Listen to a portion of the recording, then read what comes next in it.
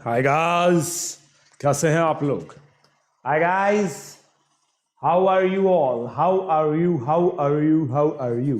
तो कैसे हैं आप लोग दोस्तों? मैं आप लोगों को ये चीज बता देता हूं कि अब हम लोग बिल्कुल लास्ट लेग पे आ गए।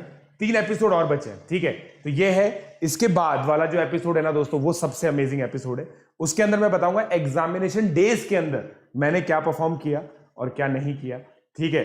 सो दोस्तों, आज सेमीफाइनल है, फिर फाइनल आएगा, राइट? फिर फाइनल आएगा और हम लोग आप लोगों को मैं बता दूं दोस्तों, बहुत ही अमेजिंग सेमीफाइनल और फाइनल होंगे, ठीक है? पहले हम लोग देख लेते हैं क्या सिचुएशन है, ठीक है? अब यार दोस्तों, पता है मतलब ये सिचुएशन ऐसे आ गई थी, आपको याद ही है, रेस मूवी देख के मैं आया था, है ना? अब रेस मूवी हो गई, सब हो गई। अब देखो दोस्तों, घर पे आए, ठीक है? अब मैंने क्या सोचा कि यार हम लोगों को पता है कुछ क्वेश्चन बैंक्स वगैरह मिले हुए थे। जिस दिन बोर्ड एग्जाम खत्म हुआ, देखो सीबीएसई बोर्ड को सबसे ज्यादा रेस्पेक्ट मिलती है, ठीक है? कोई भी अपने प्लान्स बनाता है ना, कोई भी बड़ा इंस्टीट्यूट कुछ भी हो गया तो सीबीएसई बोर्ड के हिसाब से प्लान बनाता है। तो हमारे इंस्टीट्यूट ने भी सीबीएसई बोर्ड के हिसाब से प्लान बना रखा था। तो भाई सीबीएसई बोर्ड खत्म, अगले दिन एक पेपर था, ठीक है? अगला दिन पेपर था। मुझे ये बहुत अच्छा लगा यार, अगले दिन ही पेपर है, कोई टाइम वेस्ट नहीं और पता चल जाएगा क्या है। दो पेपर थे दोस्तों। इस पेपर का नाम था जेपीटीज, है ना? तो हम लोग का टेक्स्ट एसएमएस आ गया कि your JPTs are going to be conducted from tomorrow. अब जेपीटीज का कॉन्सेप्ट दोस्तों पता ही था, सीनियर से पता था। देखो ऑब्वियसली आगे की थोड़ी थोड़ी चीजें तो पता रखते ही हैं। नोटिस भी देख लिया था कि भाई आप लोग के बोर्ड के एग्जामिनेशन है, बोर्ड के एग्जामिनेशन में ये गाइडलाइन है, जेपीटीज होंगे, जेपीटीज पढ़ लेना। तो अब जब जेपीटी की बात चल रही थी, तो जेई प्रिपरेटरी टेस्ट, तो बताया गया कि भाई देखो सारे पेपर नए होंगे। ऐसी तरह से मानो कि भाई तुम्हारे आईआईटी से पहले 4-5 जेई के पेपर हम लोग कंडक्ट करवा रहे हैं, ठीक है? तो मैंने कहा सही है यार।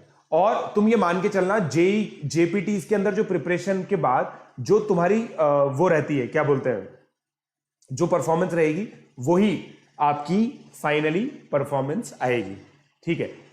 तो मैंने कहा ठीक है, चलो कर देते।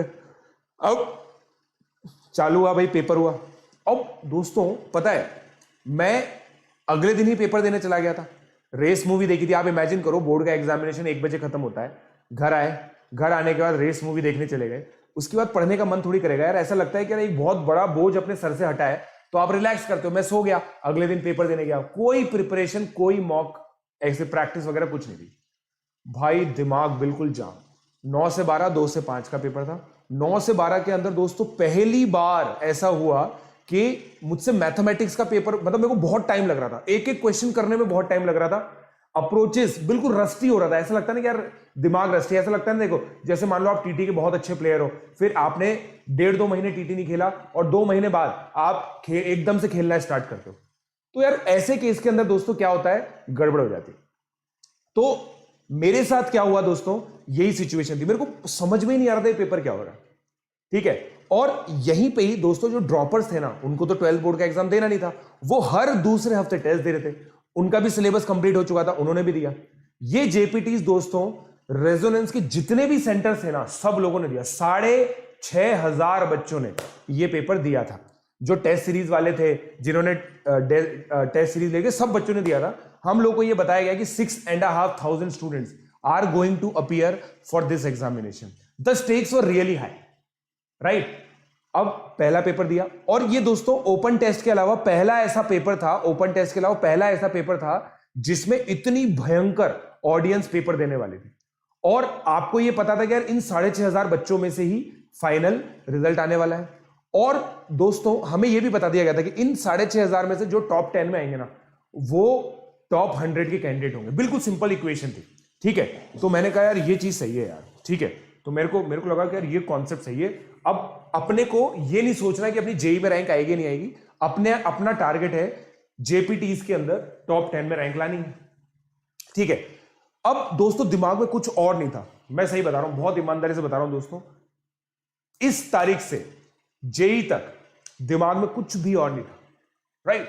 केवल एक चीज का जुनून था कि यार एग्जामिनेशंस बहुत अच्छे करने हैं, ठीक है? मैं एग्जामिनेशन देने गया, 9 से 12, 2 से 5 पेपर हुआ, मैंने मार्क्स लगाए, मेरे 65 से 70% के बीच में मार्क्स आए।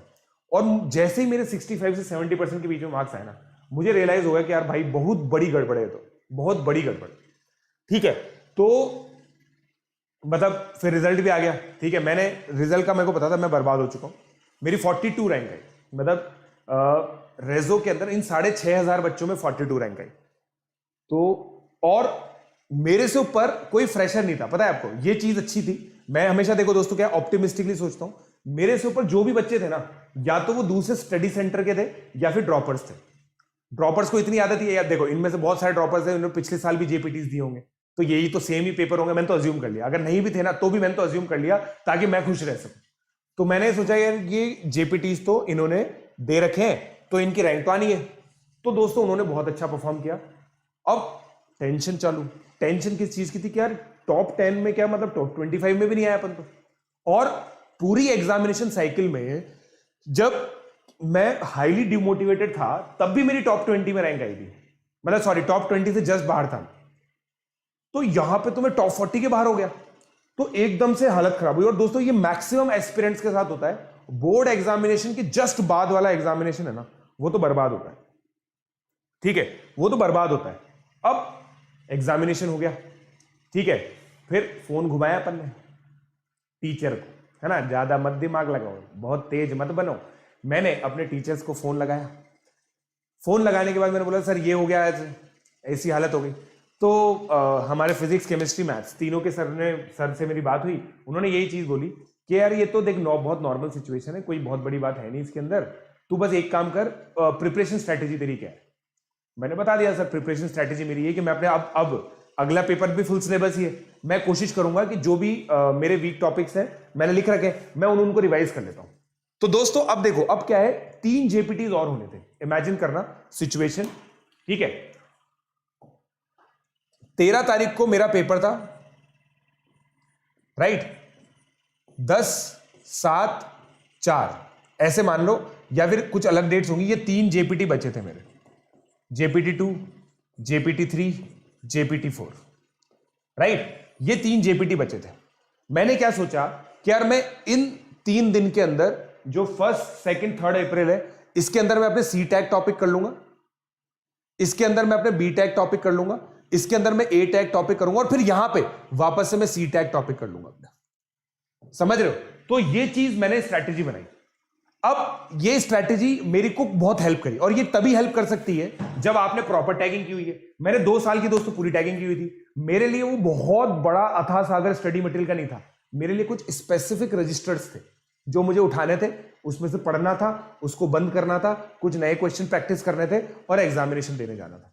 ठीक है, तो अब दोस्तों मैंने सी टैग टॉपिक किए। ऑब्वियसली देखो जो प्लान करते हैं उसके हिसाब से तो होता नहीं है, मेरे कंप्लीट ही नहीं हुए, टॉपिक कंप्लीट ही नहीं हुए। मैं रिवाइज कर रहा था तो मेरे टॉपिक कंप्लीट नहीं हुए। ठीक है, ऑल्दो ये मान लो कि अगर टोटल मिला के 100 टॉपिक्स होते हैं तो उसमें से मेरा 50% ए में था, 30 to 35% बी में था, और केवल 10 to 15 या 15 to 20 आप मान लो सी में था। और ऐसा इसलिए था दोस्तों क्योंकि भाई इतनी बार रिवीजन हो चुका था, तो मैंने बताया था रिवीजन करने से क्या होता है, सी से बी में जाता है, बी से ए में जाता है, तो कोई प्रॉब्लम नहीं थी लाइफ में, है ना, लाइफ में कोई चीज है, मतलब कोई दिक्कत नहीं आ रही थी। तो अब मैंने सोचा कि यार अब इसको इंप्लीमेंट करते हैं, बट ये 15-20% करने में मुझे बहुत दिन लग गया। लाइक आई डिस्टिंक्टली रिमेंबर जो इलेक्ट्रोमैग्नेटिज्म वाला पार्ट है ना, मैग्नेटिक फील्ड वाला पार्ट, वो मेरा बहुत वीक हुआ करता था। तो मैग्नेटिक फील्ड वाला पार्ट करने में मुझे 1 दिन लग गया था। मतलब मैंने दिन भर में फिजिक्स को टाइम एलोकेट कर रखा था, उस टाइम एलोकेशन में मैंने केवल इलेक्ट्रिसिटी का मैग्नेटिज्म ही कर पाया। मैं समझ रहा हूं, मैं दूसरी चीज देख ही नहीं पाया, राइट।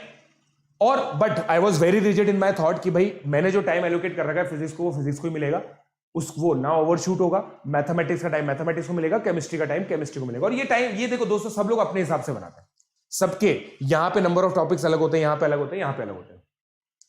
टेस्ट दिया, फिर गड़बड़ हुई। और दोस्तों देखना, अब जो अगला टेस्ट था ना, वो 486 मार्क्स का था।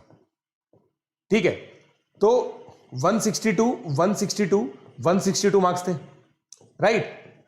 मैथ्स, फिजिक्स, केमिस्ट्री, 162 में से मैथ्स में मेरे को जितना याद है मेरे 140 से 145 के बीच में आए थे, काफी बढ़िया मैंने यहां पे स्कोर कर लिया था। And I was all resonance rank 1, all reso rank 1 था दोस्तों मैं इसके अंदर। फिजिक्स के अंदर ये सब चीजें मैंने देखो डायरी में लिखी हुई है, इसलिए मुझे याद है, ऐसा कुछ नहीं है कि ये मुझे कैसे याद है अभी तक भी, राइट। फिर फिजिक्स के अंदर दोस्तों ये मेरे लिए क्रूशियल चीज थी, मेरे लेस देन 100 मार्क्स थे, ये मेरे लिए बहुत प्रॉब्लम एरिया बन गया था।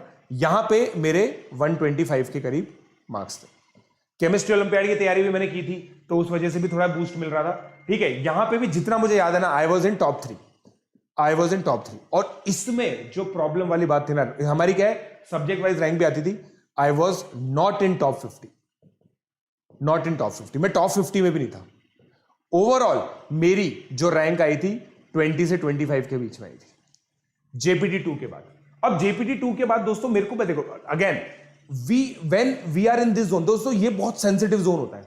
लास्ट के जब 13 मतलब लाइक 13-14 डेज होते हैं ना, वो बहुत ज्यादा सेंसिटिव होते हैं, क्योंकि उसमें अगर आप किसी भी तरीके से डिमोटिवेट हो गए ना, और डिमोटिवेट और मोटिवेट ये दोनों आप ही हो सकते हो, क्योंकि ये वो वाला टाइम नहीं है कि भाई आप बैठे हुए हो और आप चले गए फिर टीचर के पास, सर मोटिवेट कर दो, फिर उसने कुछ ना कुछ जो वही सच चीजें बताई जो आपको ऑलरेडी पता थी और आप मोटिवेट हो गए। ये वो वाला टाइम नहीं, it is not the time of learning, it is the time of final revision, it is the time of final revision. तो ये दोस्तों जो फाइनल रिवीजन होता है ना, जो बिल्कुल लास्ट है, इसके बाद कुछ नहीं है।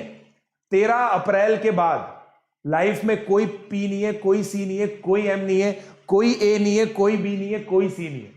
जो पेपर होगा उसके हिसाब से आईआईटी फिक्स हो जाएगी, ब्रांच फिक्स हो जाएगी। 13 अप्रैल को जो होने वाला था उसके बाद कोई चेंज नहीं कर सकता। ये चीज दिमाग में बिल्कुल क्लियर थी, और आइडिया यही था कि भाई आप या तो अपने आप को मोटिवेट कर सकते हो या डिमोटिवेट कर सकते हो। अब कोई बाहर एक्सटर्नल हेल्प नहीं मिलेगी, अब जो हो तुम ही हो, समझे, जो हो तुम ही हो। तो भाई मेरे को ये लगा कि यार ये इस चीज पे मुझे वर्कआउट करना है। अगर मैं इससे डिमोटिवेट हो गया ना तो कोई फायदा होगा नहीं, बट मेरे 2 सब्जेक्ट बहुत बढ़िया चल रहे हैं, which is a good thing. अब मैंने दोस्तों इस वाले में स्ट्रैटेजी चेंज की। जनरली मैं अपनी स्ट्रैटेजी चेंज नहीं करता।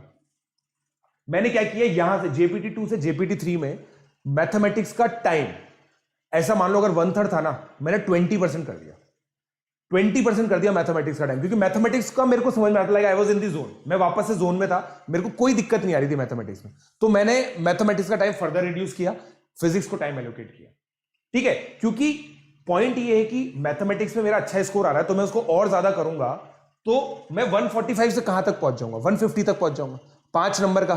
बट अगर मैंने फिजिक्स के अंदर 13% और ज्यादा टाइम दिया, 10% और ज्यादा टाइम दिया, तो मैं इस 100 को 120 लेके जा सकता हूं। तो कॉस्ट बेनिफिट एनालिसिस मेरे दिमाग में चलता था कि भाई मैं इस तरह से टाइम बढ़ा सकता हूं। और दोस्तों इतनी मैच्योरिटी, इतनी समझदारी होना अपने आप में बहुत बड़ी बात है, और मैं ग्रेटफुल हूं कि मेरे में इतनी समझदारी थी। क्योंकि मैं अभी बच्चों को देखता हूं ना, बच्चे जो अच्छा लगता है ना वही करते हैं।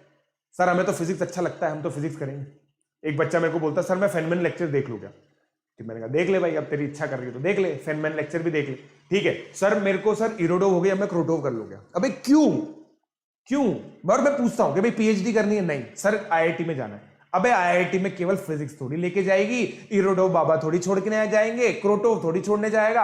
आपको फिजिक्स केमिस्ट्री मैथ्स के बीच में बैलेंस बनाना पड़ेगा, वेदर यू लाइक इट और नॉट। आपको अच्छी लगती हो या नहीं लगती हो, आपको एक बैलेंस तो बनाना ही पड़ेगा। अगर आप बैलेंस नहीं बनाओगे तो गड़बड़ हो जाएगी, राइट। तो मेरे हिसाब से ये चीज थी, तो मैंने भाई इस चीज पे फोकस किया। अब जेपीटी 3 का रिजल्ट आया। जेपीटी 3 के अंदर दोस्तों मैंने फिजिक्स में सिग्निफिकेंटली इंप्रूव कर लिया था, ठीक है। बट जितना सिग्निफिकेंटली मैं सोच रहा था ना उतना नहीं हुआ। मेरी फिर भी टॉप 50 में रैंक नहीं आई, समझ रहे हो। मेरे स्कोर तो बढ़ गया, 110 नंबर के करीब है, बट मेरे फिर भी टॉप 50 में रैंक नहीं है। मैथ्स में I was still all India rank 1। Chemistry के अंदर भी मैं टॉप 3 टॉप 5 में था, बट फिजिक्स के अंदर मेरी इंप्रूवमेंट नहीं हुई, ठीक है।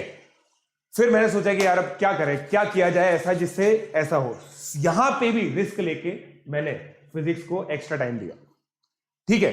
यहां पे फिजिक्स को मैंने एक्स्ट्रा टाइम दिया जेपीटी 4 के अंदर, ठीक है। जेपीटी 4 के अंदर दोस्तों बहुत अमेजिंग चीज हुई थी, मेरे को अच्छे से याद है। जेपीटी 4 के अंदर मतलब हमारा टेस्ट हुआ।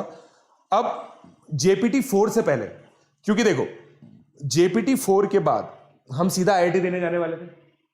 जेपीटी 4 से पहले हमारी एक मोटिवेशन सेशन टाइप हुआ, all the best session type हुआ, ठीक है।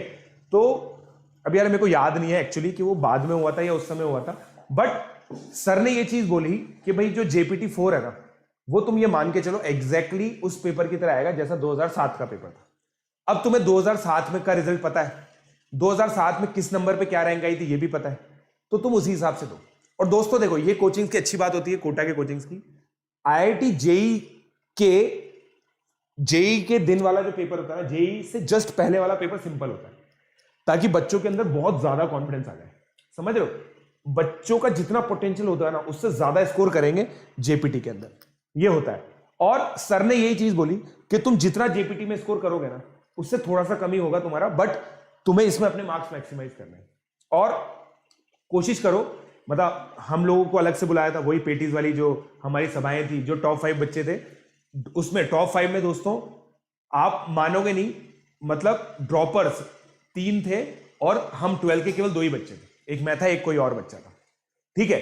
तो हम लोग गए सर के पास, सर ने बोला कि यार देख लो अब ये चीज, और वहीं पे सर ने बताया था कि यार देखो अगर तुम में से कोई फर्स्ट रैंक ले आएगा तो मैं गाड़ी चेंज कर लूंगा, बहुत टाइम से मारुति एसटी में घूम रहा हूं, तो देख लो यार तुम फर्स्ट रैंक ले आओ, ठीक है। तो मोटिवेट किया और बोला कि देखो इस पेपर में मैं चाहता हूं कि तुम पांचों के ही 400 से ऊपर नंबर आए।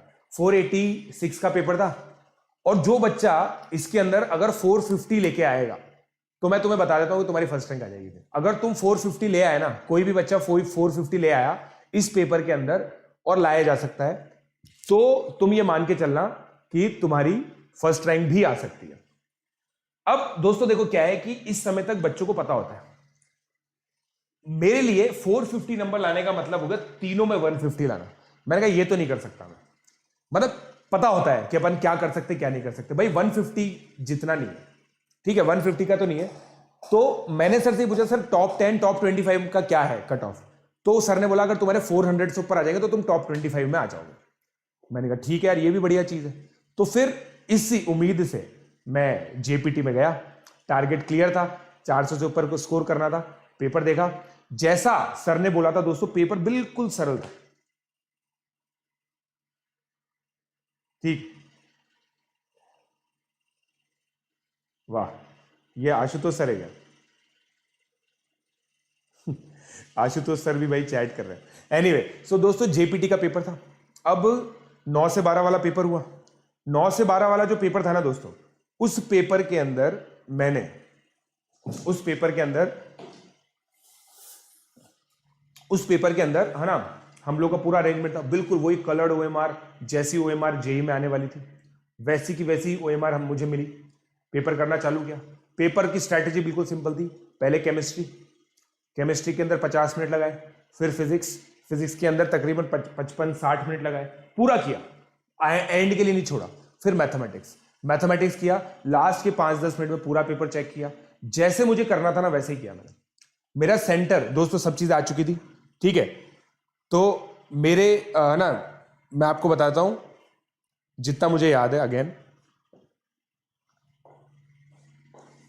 मेरा ये तो शायद कोचिंग का रोल नंबर था 2006, ठीक है। मेरा रोल नंबर वगैरह आ चुके थे। तो इस बार क्या करना था ना दोस्तों, ओएमआर के अंदर हम लोग हमेशा कोचिंग का रोल नंबर भरते थे, बट इस बार हमसे क्या है, आईआईटी का रोल नंबर भरवाया। आईआईटी का जो रोल नंबर था ना, इसके दो कारण थे।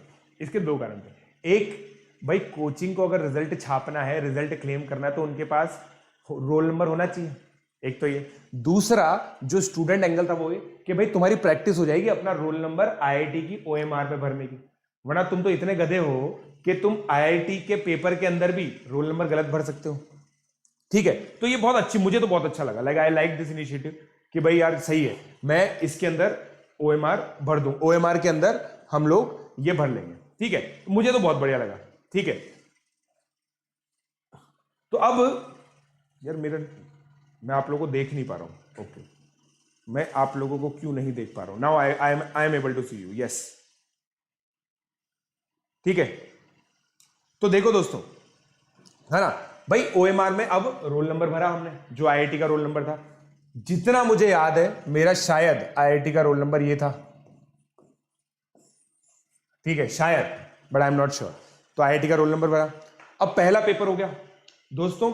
पहले पेपर के अंदर मेरे 215 मार्क्स आए आउट ऑफ 243, ठीक है 215 मार्क्स आए 243 में से, राइट।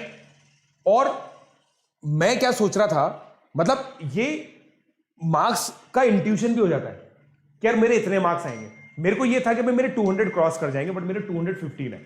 और मैथमेटिक्स में 81 में से 81, ये सबसे इंपॉर्टेंट चीज थी। मैथमेटिक्स में 81 में से 81 मार्क्स आए। 486 का पेपर था, 486 का पेपर था, ठीक है। दूसरा पेपर हुआ, दूसरे पेपर में मेरे 190 मार्क्स है out of 243, out of 243। Total मेरा 405 आउट ऑफ 486 आया, ठीक है। टोटल 405 आउट ऑफ 486 आ गया। अब सर ने क्या बोला था कि भाई टॉप 25 में रैंक आनी चाहिए इससे, तो सर के अनुसार टॉप 25 रैंक आनी चाहिए। रैंक आई मेरी ऑल इंडिया रैंक 3 उस टेस्ट में, ऑल इंडिया रैंक 1 आती थी। और आयरॉनिकल सिचुएशन देखो दोस्तों, AIR 1 और 2 दोनों ही जयपुर के स्टूडेंट्स की थी, जयपुर के स्टूडेंट्स की थी, ठीक है।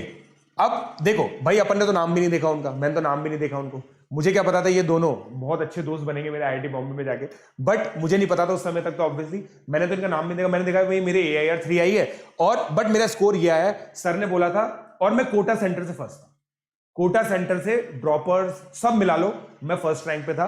तो मेरे 405 मार्क्स आए 486 में से। मैंने कहा भाई अब सिचुएशन सही है। तो 10 तारीख को के टेस्ट का रिजल्ट आया 11 को ही। आप सोचो एक दिन में इतने सारे पेपर्स उन्होंने चेक कर दिए, कैसे किए मुझे भी नहीं पता, बट एक दिन में उन्होंने तकरीबन 6,500 लोगों का रिजल्ट निकाला, ठीक है। ऑल्दो OMR से चेक करना कोई बड़ी बात नहीं होती, ठीक है। तो टॉप 25 में एक्सपेक्टेड थी। सर का फोन आया इस रिजल्ट देख के सर का फोन आया कि प्रशांत 405 मार्क्स है, और अब देख यार मतलब फिर वो होता है ना लास्ट 48 आवर्स की जो टिप है, तेरा सेंटर क्या है। मैंने कहा सर मेरा तो कोटा ही है। चलो बढ़िया है यार, फिर तो कोई दिक्कत नहीं है।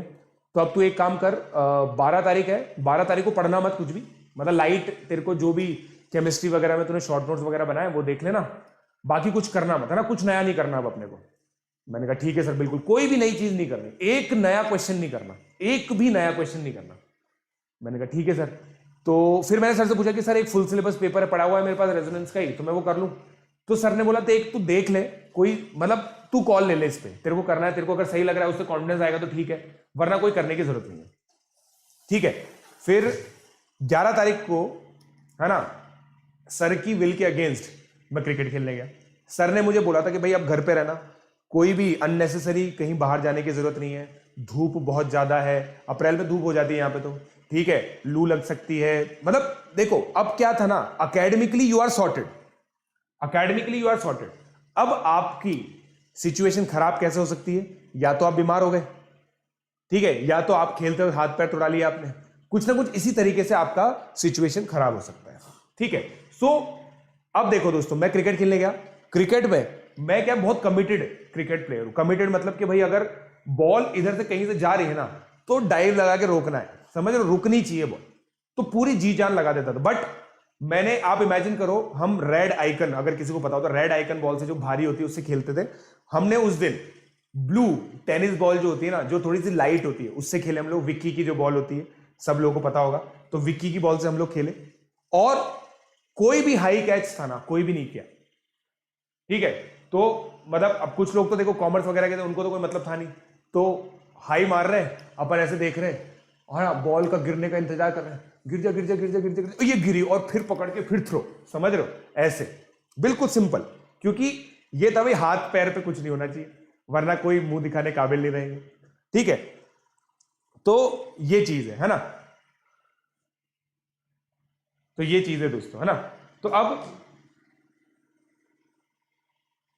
हाँ, उस समय तो 15-20 रुपए की आती था ना, तो देख रहे थे कि भाई बॉल गिरेगी, ये गिरी, फिर उसका पेस कम हुआ, फिर थ्रू। ठीक है, तो इस तरह से दोस्तों हमारी सिचुएशन थी। अब यार मतलब सब चीज हो गई, 11 तारीख हो गई, ठीक है, रिजल्ट आ गया, फिर सब लोगों के फोन आने चालू हुए दोस्तों के, क्योंकि सब लोगों को कहीं ना कहीं निकलना था। ठीक है, तो मेरे जो कोटा के फ्रेंड्स थे मैक्सिमम लोग का जयपुर सेंटर पे आया था, तो सब लोग जयपुर निकल रहे थे, सब एक दूसरे को ऑल द बेस्ट बोल रहे थे।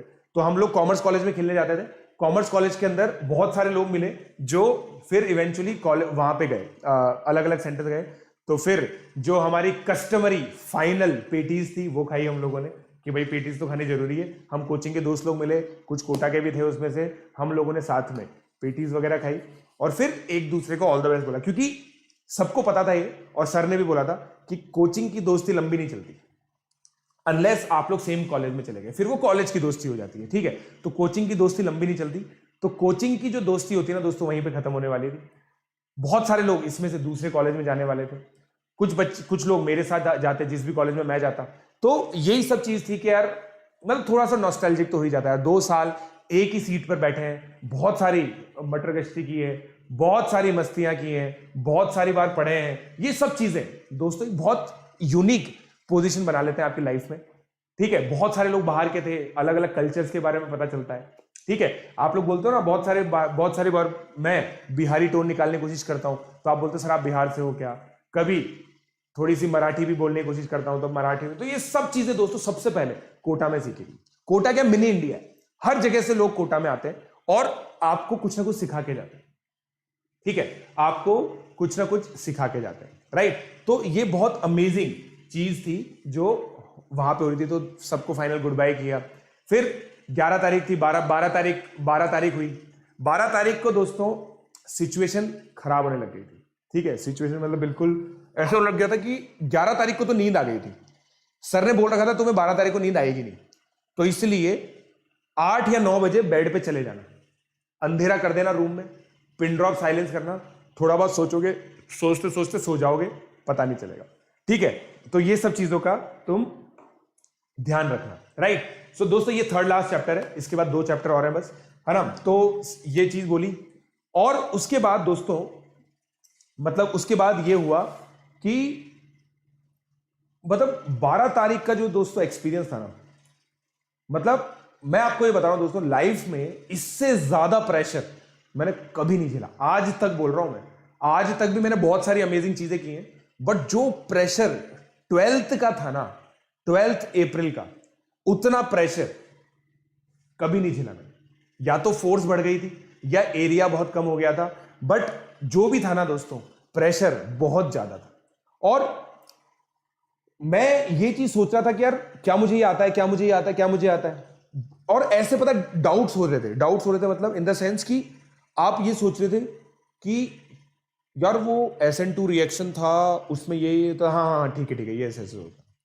ठीक है, क्वाड्रेटिक में रेंज में वो लीनियर अपॉन क्वाड्रेटिक को इस तरह से सॉल्व करते हैं, हाँ यार ये ऐसे था। ठीक है, तो दोस्तों मतलब पूरे दिमाग में ये चीजें चल रही थी कि आपको आता है नहीं आता, आता है नहीं आता।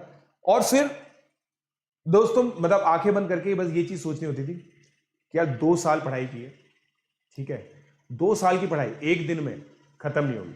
हमें कौन सा कर्ण की तरह शाप है कि भाई जब एंड का मौका आएगा तुम अपनी विद्या भूल जाओगे। हमें कोई शाप तो मिला हुआ नहीं है। ठीक है, अपन तो अर्जुन है, अर्जुन ने लगातार मेहनत की थी, हमने भी लगातार मेहनत की है, हम अर्जुन की तरह युद्ध जीतेंगे। ठीक है, बिल्कुल सिंपल ये लॉजिक था। अब दोस्तों फाइनल एग्जामिनेशन डे के दिन क्या हुआ, कैसे हुआ, क्यों हुआ, ये जानने के लिए आप लोगों को अगले एपिसोड का इंतजार करना पड़ेगा।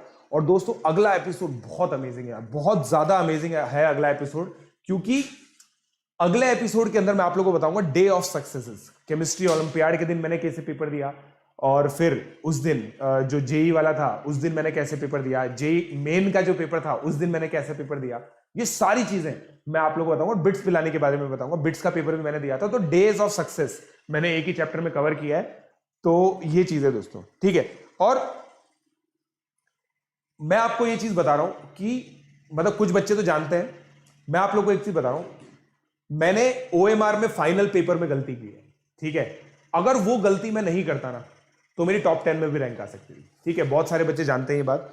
तो ये गड़बड़ अगर मैं नहीं करता, मतलब फिजिक्स का ही क्वेश्चन था SHM का, ठीक है, और मुझे आता भी था, मैंने कर भी दिया था, आंसर भी निकाल दिया था, ऑप्शन भी सही निकाल दिए थे, बट मैंने OMR में गलत भर दिया। तो क्या होता उससे, क्या चेंज होता, वो मैं आप लोगों के साथ डिस्कस करूंगा सैटरडे को, राइट। सैटरडे को हम लोग की बहुत अमेजिंग सेशन होने वाली है। सो दोस्तों सब लोग अपने दोस्तों को भी सबको लेके आना उस सेशन में, बहुत अमेजिंग सेशन होगा, और जो फिर फाइनल होगा, फाइनल सेशन बहुत अमेजिंग होगा, ठीक है। सो दोस्तों आई होप आप लोग को मजा आया।